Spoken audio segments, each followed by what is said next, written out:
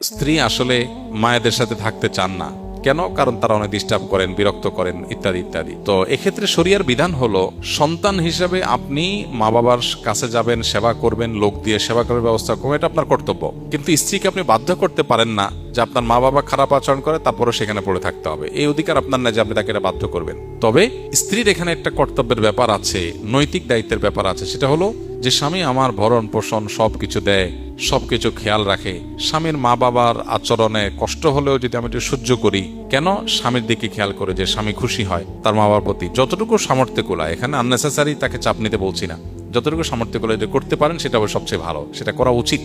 যদি তিনি কোনো কারণে এটা না করেন, তাহলে বাই ল, আইনগতভাবে কোনো স্বামী তার স্ত্রীকে এটা বলতে পারে না আমার মা বাবার কাছেই তোমাকে থাকতে হবে। বরং শরিয়ার দৃষ্টিভঙ্গি হলো, স্বামী যেখানে থাকবে স্ত্রী সেখানে থাকবে, তার সামর্থ্য যদি থাকে।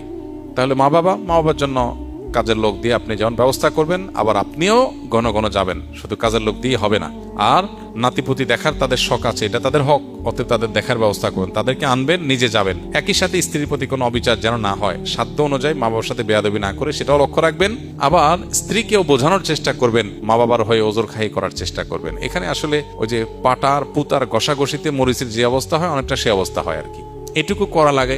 সাংসারিক জীবনে একটু শান্তিতে থাকতে চাইলে বেশি পণ্ডিতি না করে এই পাটা পুতার মাঝখানে মরিচের মতো আপনার ধৈর্য সহ্য করে পুরুষদেরকে থাকতে হয়।